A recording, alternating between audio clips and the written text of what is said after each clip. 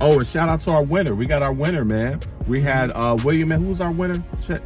Walker Shaw. Walker Shaw, 99, I think it was. Yeah, Walker Shaw, 99, man. Congratulations to Walker Shaw, 99. You are our winner. You're winning the kicks for our men's tourney bracket challenge, but especially with the women's game. They don't force as many threes. You know, it's not like, oh, we've got to hit this quota and take 345 threes a game.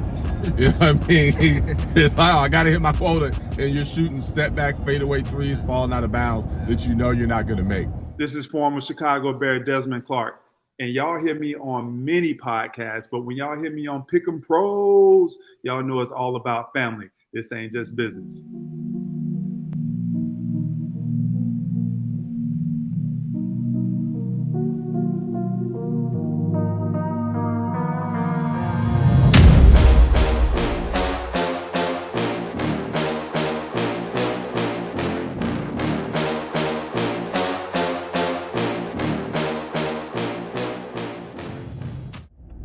All right, ladies and gentlemen, welcome back. You know who it is. I am Derek Thompson. And I'm Diego Thompson. And who are we? We're Pick'em Pros. We're the Pick'em Pros coming back at you in the house, episode 88. Who you got? Father-son dynamic duo.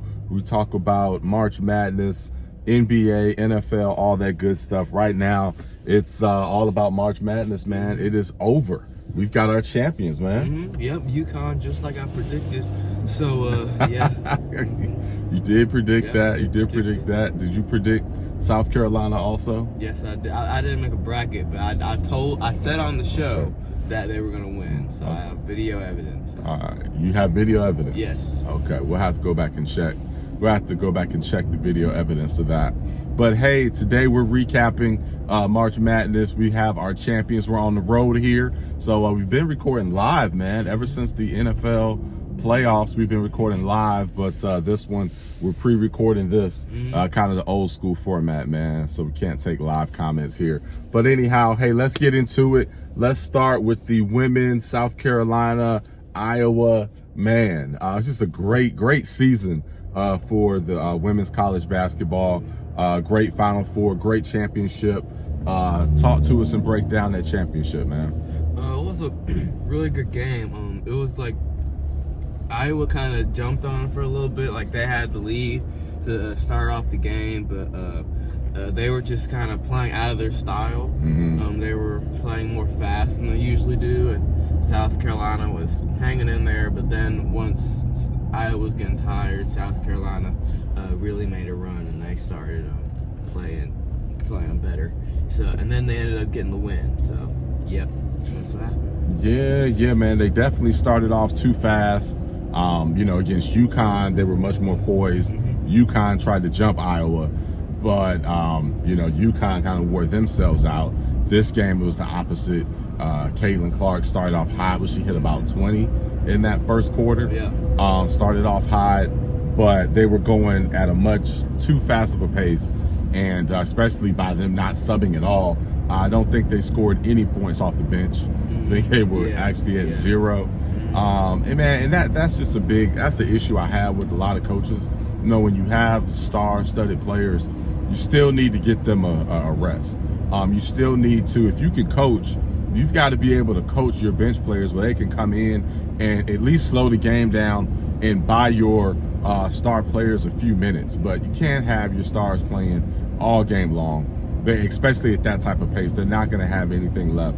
And that's exactly what happened with this game. I also take issue when the game is clearly over with like 2 minutes left, 3 minutes left, but they wait until 20 seconds in the game to sub and bring the bench players in. That just, you know, oh man, that aggravates me. But anyway, that's a whole nother subject. But yeah, it's been a joy to watch. You know, we'll talk about the men here in a minute, but you know, we know the players in women's college basketball. That's something that is great to see. We get to kind of see the careers evolve. I love the quarters. You know, they got the 20-minute halves. It's like a real game. Like that's like, I don't know why the men still have halves, because every other level of basketball has quarters. Right. It's more like realistic. Like other levels. So. Yeah, I agree with that, man. I wish the men would go with quarters instead of halves. And then even the men's college basketball isn't as bad about this like the NBA is. But in women's college, I noticed a big difference between the officials, how they referee, and even the players reacting. You know how now, like with the NBA, if there's any hard foul, the players like laying on the ground, writhing in pain, supposedly, trying to get them to review it. The games are delayed, like it's all that. Man, we saw some people get clocked in the Final Four, and they were just popping up, going shooting the free throw, no issue, no beef, just a totally different game. And then also with the three-point shot, I noticed that this is in college overall, but especially with the women's game, they don't force as many threes. You know, it's not like, oh, we've got to hit this quota and take 345 threes a game. You know what I mean? It's like, oh, I got to hit my quota, and you're shooting step back, fadeaway threes, falling out of bounds that you know you're not going to make, right? It's like they're taking good threes, you know, threes off the kick out or, you know, wide open. So, yeah, man, just a lot. I'm really looking forward to next season. I want to get down to Columbia, check out South Carolina in person, and also maybe check them out if they come to Raleigh and where we are and play NC State. Definitely want to see that. So, yeah, man, I can't wait for next season. And on Columbia's team, not Columbia's team, South Carolina's team, one final note, man, number 12. Ooh, man. Next season for me, I don't know anybody that's going to be more exciting to watch. Yeah, like the one where she did like the behind the back. Oh my gosh. Yeah, she had a couple times. Man, her handle and just her game is so fun to watch. I cannot wait to see her next season. So yeah, man, shout out to them and Dawn Staley. Amazing job. To lose 6 players Yeah. and then go back and go undefeated. Yeah, just amazing. So shout out to them. All right, well, let's move on to the men. I guess we have to. Let's go to UConn, Purdue. First off, man, why the game started at 9:20 p.m. Eastern? That's weird. Like, if it was on a weekend, then maybe, but like on a Monday, that was odd. And there are no other games too. Come on, man. March Madness has some weird schedule times for games anyway. Yeah, it's so weird. I mean, please, they're playing in a dome, but it's all about money. I mean, okay, let's play in a football stadium and create the worst shooting depth perception we possibly can in the game that means the most, just so we can pack, you know, tons of more people in. Let's have it at 9:20 p.m. to try to supposedly get as many people, you know, West Coast and everywhere in to watch the game. But it just, man, that was kind of hard to watch. Man, it's tough because, you know, with the one and done, which I get, hey, you know, want people to have the right to go and play pro as soon as possible they can in other sports, but it really dilutes, you know, what we're able to see. Yeah, with, I think with college, with the men. That's true, but like also I think the men, like they're also like experienced players too that like help a lot. Like UConn has a pretty good mix of like older guys and younger guys in the team. So yeah, I mean you definitely, especially with the COVID year, you have guys that are 25 and 26 on the team. So you have older guys playing, but we don't know who a lot of these people are. And that's really more of my point, is that we don't know who a lot of the players are. We don't get to follow their career. Yeah, you have some older teams, some seasoned teams, and those are the teams that seem to have more success. But we don't know a lot of the guys. You know, they're not really staying around. And again, they have the right to. That's great. But I think it hurts the men's game.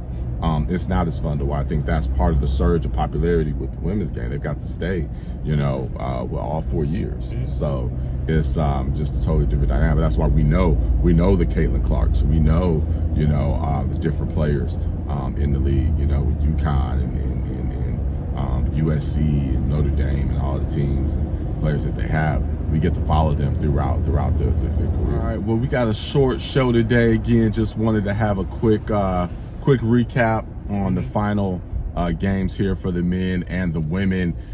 We will be back in a week and a half. We'll be back Saturday, April 20th. Saturday, April 20th for our next show, which will be live as our new format is. Can't wait for that, man, as we start the NBA playoffs. Mm-hmm. You ready for that? Yeah, man, ready for that. Yeah, I'm ready for that. So, hey, just like we had for March Madness. Oh, and shout out to our winner. We got our winner, man. We had William, man. Who was our winner? Check. Walker Shaw. Walker Shaw, 99, I think it was. Yeah, Walker Shaw, 99, man. Congratulations to Walker Shaw, 99. You are our winner. You're winning the kicks for our men's tourney bracket challenge. You get the kicks up to $300 value. So congratulations to you. Really excited for that. We'll have to get up with you and have you pick your kicks out. So congratulations. But we're also having a bracket challenge for the NBA playoffs. Yes, we are having a bracket challenge for the NBA playoffs. I believe we'll probably run it back, do the kicks again, kicks up to $300 value for that. So that's going to be a lot of fun. And you can get into our NBA playoff bracket challenge by going to our website, which is thepickempros.com. Thepick'em, P-I-C-K-E-M, pros.com. There's a red banner at the top that has a link for you to click and join our pool. It's free.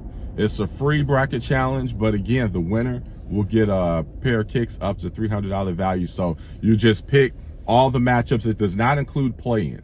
So it is all the final matchups for the playoffs. You have to pick in how many games. And the more accurate you are, as far as if you pick Celtics in 5, and if they win in 5, you get more points versus if you're off a game or so. So that's going to be a lot of fun, man. Yeah, that's going to be cool. That's going to be fun. So make sure you join that, get in with us, and we'll go at it, man. So you still riding with the Celtics? Yeah, I'm still riding with the Celtics. Man, it's riding with the Celtics. Riding with the Celtics. I don't know, man. I'm going to make my final pick. Once I have the brackets in front of me and I see the matchups, I'll make my final prediction then. But I'm leaning towards Denver right now. I'm leaning, but we'll see where that falls out. All right. See, man. All right. Well, hey, y'all have a great day, great week. We'll see you April 20th live. Check us out for our NBA playoff kickoff show. Until then, we'll see you next time. Pick 'em pros.